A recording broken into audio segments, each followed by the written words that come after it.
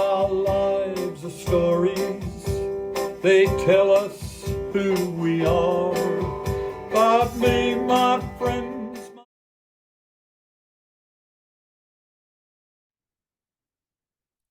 Hi everyone, I'm Sarah Donnelly and today I'm representing the Australian Literacy and Numeracy Foundation, otherwise known as ALNF. We are thrilled to be part of the Foundation for Learning and Literacy and really grateful for the opportunity to be here today to share with you some of our programs and supports. I'd like to start by acknowledging and respecting the traditional owners of the country from which I come to you today, the Gadigal people of the Eora Nation. I'd also like to acknowledge and respect those who we work with in partnership all over Australia. I pay my respect to elders past, present, and most importantly, working in education emerging. And I'd like to extend that respect and acknowledgement to any Aboriginal or Torres Strait Islander people who might be watching this presentation. At the ALNF, we acknowledge that Aboriginal and Torres Strait Islander people are educators who have carried knowledge for over 60,000 years to be the oldest living culture of the world. We come together to join hearts and hands to support children and communities to be strong educators and strong leaders now and into the future. Whoever you are, wherever you're from, your story starts by choosing a path, finding your feet, and moving forward. When you're at ease with the world around you, you're free to be yourself, free to discover, connect, express, share, and belong. From time-honoured traditions to the breathtakingly new, alongside our partners, donors, and volunteers, we work with communities to inspire literacy and learning. Our unique projects and programs are anchored in experience and research, whether it's books for kids, supporting refugees, or helping First Nations peoples keep their languages and culture alive. We empower people through tailored support and authentic connection. So everyone, wherever they come from, however they identify, can confidently express themselves, engage with society and share their stories. Embracing the extraordinary opportunities life brings. Literacy is freedom. It's the way to a fairer, more inclusive Australia.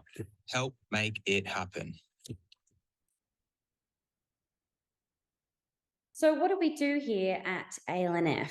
Today, we're going to share with you just two of our many programs, and we've selected the two today because we thought they would be of particular interest to the audience of this symposium. The two programs we're going to highlight are the Early Language and Literacy Program, ELNL, and an exciting new part to that program, the LD, which we'll tell you more about very soon, and Subtext Art for Literacy. I will flag, though, that we have a range of other programs and some really important work, particularly the Indigenous First Language program and the development of the Living First Languages platform, as well as more of our resourcing support, some of which I will briefly mention at the end of today's presentation. For the purpose of today's presentation, we're going to take a bit of a deeper dive into two of our programs here at ALNF. The Early Language and Literacy program, known to us as ELNL, and our Subtext Art for Literacy program. It's my pleasure to introduce Eric Brace, who is our Director of Programs here at ALNF, and he's going to talk to you all about ELNL. Thank you, Sarah. And it's a privilege and a pleasure to be able to talk to you today about the Early Language and Literacy program. The Early Language and Literacy program was born out of a real need to look at what are the skills that children need to develop as foundational to developing formal literacy, about developing really rich oral language, phonological awareness, and those fundamental concepts of print that serve as the bedrock of being able to engage in phonics. So really rich language system. And that's why here at the ALNF, we're as informed by speech pathology as well as early education in finding the best for children. So the Early Language and Literacy program, it's a certificate 4 with 5 key domains: oral language or pre-reading, listening comprehension, all wrapped into one; phonological awareness, pre-writing, being able to follow shapes and patterns; pre-phonics, being able to focus on articulation, as well as developing lessons, lesson structures, and plans. And this is a program that we run across the country in urban, regional, and remote settings. And it's meant to be very practical. It's as applicable to an assistant teacher, an SSLO, classroom teacher, preschool teacher, with the aim and ambition that all the caring hands around children are providing that rich stimulation so that children can grow and learn in those foundations of literacy, so that when they do engage in that phonics and that formal literacy, that they've got a really clever and integrated oral language and pre-literacy system. Thank you, Sarah. Thanks so much, Eric. We're going to head now to share a video of one of our really important partnerships. Would you care to give us a little bit of an introduction into the ALNF's work at Gillen Primary School in Alice Springs? With pleasure. And I think with most pleasure, because I've had lots and lots of and many years of engagement with Gillen. Gillen is in Alice Springs, really robust, strong school, great leadership that looks at every child and where they're going in their growth journey along literacy. And it's a special story because from classroom teacher to assistant teacher to your learning support staff to your multi-lit staff, all engaging in early language and literacy, knowing that the techniques and skills are transferable. So at Gillen, the video that you'll watch is going to be a product of working collaboratively, shoulder to shoulder with leadership to create a program so that children can get the best instruction possible, whether it's small group, whether it's classroom, whether it's integrating with speech pathologists in the region.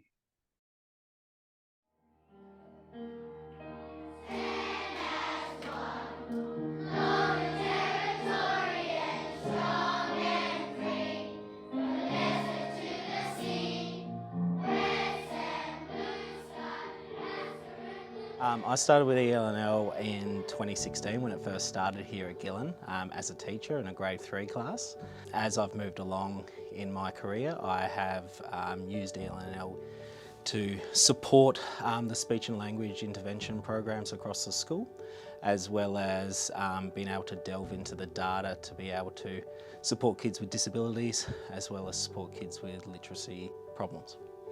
So as a group, our entire preschool team at the time was new to Gillen, and as a team we went through and used all the strategies. So all the early childhood team learnt how to use the syllable stick, Arthur Puppet, the Tommy Turtle writing scaffold, and the word and the sound cards. And I've used it myself, and I've seen all my colleagues using that in the classrooms as well. That's been really good. Sarah's come down to do the training face-to-face with us mostly. We've also had the opportunity to work with her via Zoom, which is really helpful when we get stuck and find ourselves in a bit of a conundrum. She's there to help us and support us and give us the next step. And the resources are really easy to use. And of course they come with a lovely manual, so if you've ever forgotten what you're doing, go back, have a look, and the answers are usually there to help you. I've got a little girl who I've had for the last 2 years that I've worked with from transition, and now she's in grade 1, and she could not communicate, she couldn't talk, so she's got severe speech language difficulties. And to see this little girl who now talks and sings and can read stories and do fairy tales and act them out, for someone who could not do that at the beginning last year to what she's accomplished, she has grown, and we've all seen that growth, and even the teacher has seen that growth. So we've all seen it through the whole school. So that's amazing. ELNL and the LD, especially in our transition space, has allowed us to really delve into the kids' data and understand where the kid is at in terms of their oral language, comprehension, expressive vocab, and we're able to make really clear and precise decisions on how we can plan and program for our transition classes, preschool classes. And for me, in my space, I'm able to have a clear direction in terms of speech referrals to outside agencies such as Congress and Child Development Team in town. So we know, looking at any school on My School website, if you look at the ICSIA, you can predict what their NAPLAN results will be. it's a sad truth and an indictment, I think, on the Australian education system. So ours was miles below what would have been expected. So despite being a low ICSEA, and we would expect low results, we were below that. So over the years of working with ALNF and our entire literacy approach at school, after a few years, what we started to see is, in comparison to the NT mean, we climbed and then exceeded it. So that's quite remarkable for us. But again, Australian education system, we're still miles away from the Australian mean, but that's our goal now. And we think that it is doable, but it will continue to be really hard work and really important to make sure we're doing the right work.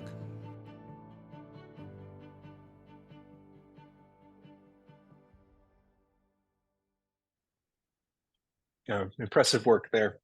And Sarah, if you don't mind, I'll share one other little attachment to the Early Language and Literacy program, and that is the Early Language and Literacy Developmental Index. The LD, as we call it internally, was born out of many years of work in ELNL, but also in collaboration with the Australian Council for Education and Research. We wanted a really accessible, lightweight tool, formative assessment tool, to be able to guide practitioners as they guide children in their oral language and early literacy development. So the LD is a formative assessment tool that is very easy to administer. It's about reading books to children, talking about pictures, playing language games, and through all of that, being able to get a really rich snapshot of where a child sits in their early language and literacy development. And this is born out of a longitudinal study that we did with the Australian Council of Educational Research. And we didn't want it just to be a research tool. We wanted it to grow and have a life of its own as a formative assessment so that we could observe and watch children grow over time. And as it provides feedback to educators on where the child sits in their growth trajectory, it also gives them recommendations of the type of practices, types of early language and literacy practices that you should be doing with the children. And of course, those pieces of advice will change as children progress on their learning journey.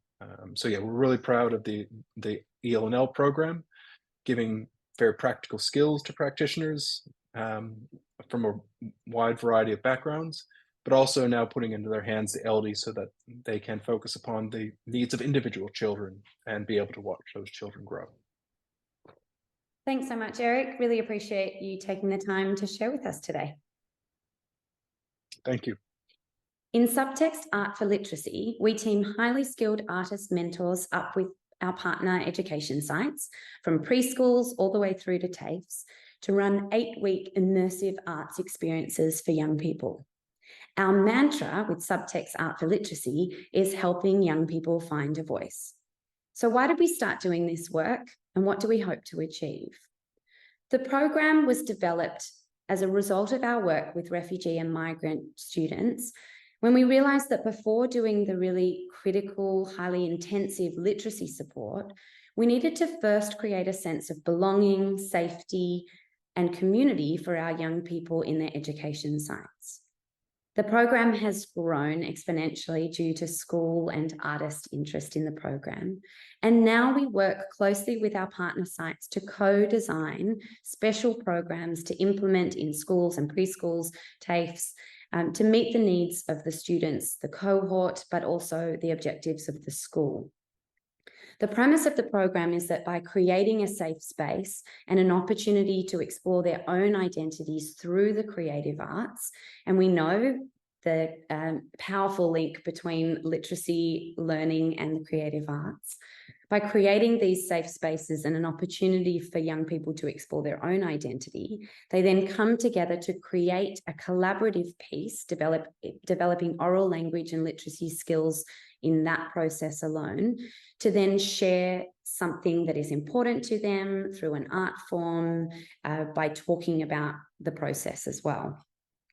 We'd like to share with you today another video from Gillen Primary School, where earlier this year we ran a subtext, what we call an intensive program, where we take residency in the school for 1 week. In this program, we worked with all of the school students, every single class from preschool to year 6, And we also worked with a small group of students who had been chosen for a range of different reasons, but with that overarching concept of wanting to create an opportunity for these young people to find their own voice in their school.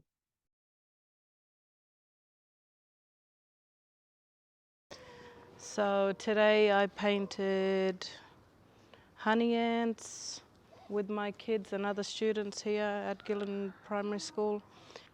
Group gathering for hunting. So when I was a little girl, I was at bush hunting with family, and I seen grandmothers with digging sticks, and I watched them dig for widgery grub and honey ants, and that's how I know about it. Little girl growing up and watching my family do it. I think the peppercorn tree, I think in 1999, I think they cut it down because the white ants ate it all in the middle, so they had to end up cutting it down. So this week, the ALNF is at Gillen Primary School, where we're running an intensive program, Subtext Art for Literacy.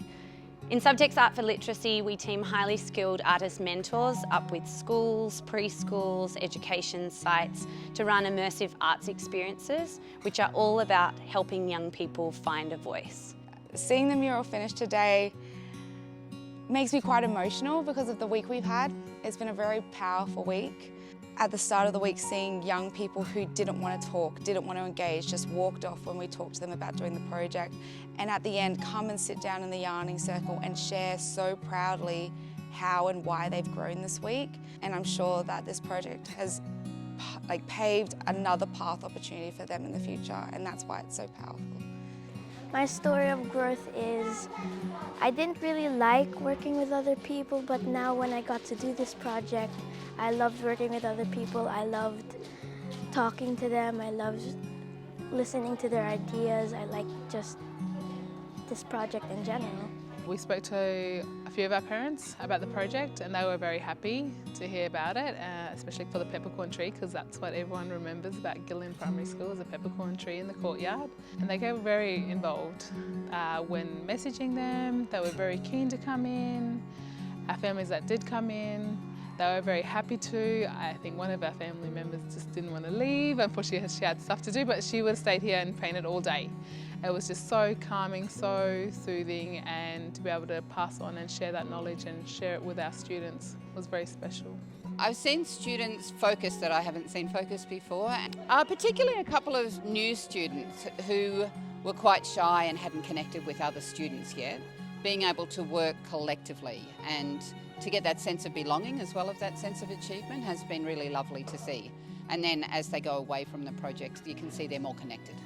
I just think it's really important for our students, even seeing their younger siblings here, they can, come back and look at the artwork they did on the wall, on the stage, and be proud of it. How do you think Mum's going to feel when you point out the stuff that you've done as a leader and show her the painting? She knew that I didn't like it, but since I gave it a try, she'll be proud of me. I was a bit scared doing this, and it's been really fun, so I tried it a lot, and I did my best. It allows them to talk and communicate, not face to face, but side by side, and work along on a project that ends up being this beautiful thing at the end.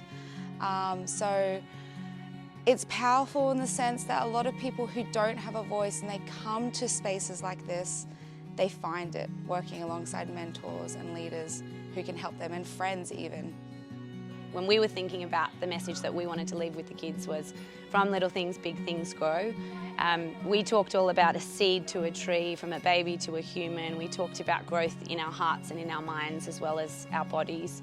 So I think that the message to these young people is they can do anything that they want to do.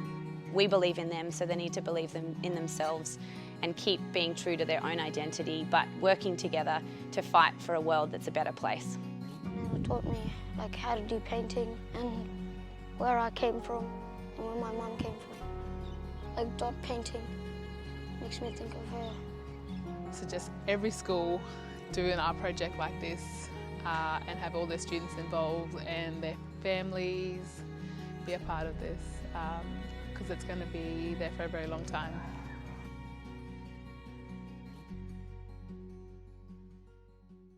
Finally, today I'd like to highlight some of the ALNF's resource programs that may be of interest to you or your school or education site in your context. Our Share a Book program is a powerful initiative that provides new and quality books to our partnership sites in need. Some of our schools run amazing programs using these books, everything from community engagement programs where it's about hosting an event and children and their families can come and choose a book to take home. We have preschools that will take a box of books and the students have decorated the box of books. They take it on the bus with them. And this initiative meant that the kids were reading the books on the bus, but then when they step off, they actually get to keep the books and take them home to share reading and that joy with their families when they get home. And we also have some schools that have started Share a Book libraries where you can take the books, take them home, return them if you want to swap them, but you don't have to. And it's a really powerful way to get more books in homes, which is one of our key goals with our resource programs. Another of our resourcing programs is our literacy packs. The aim of our literacy packs is to get much needed resources into the homes of children that we work with. They come in different styles targeted to the age group. So we have preschool packs, primary packs and secondary packs. And often education sites will reach out for a range of different reasons. It could be a special event at the school to celebrate something around literacy learning, or perhaps even to celebrate individual student achievement.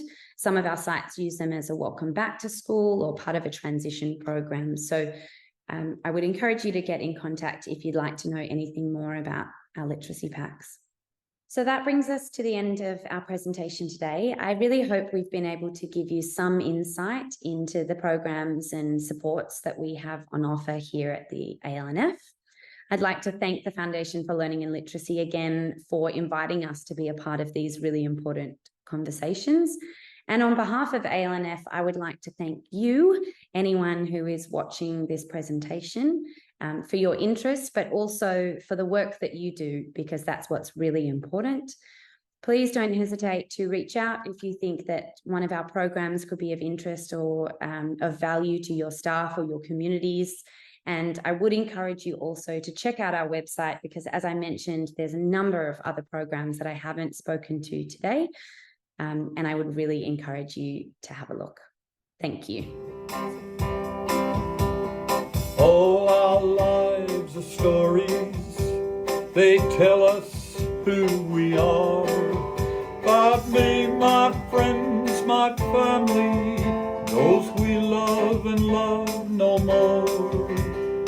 Live our lives as stories, not always knowing why, but the way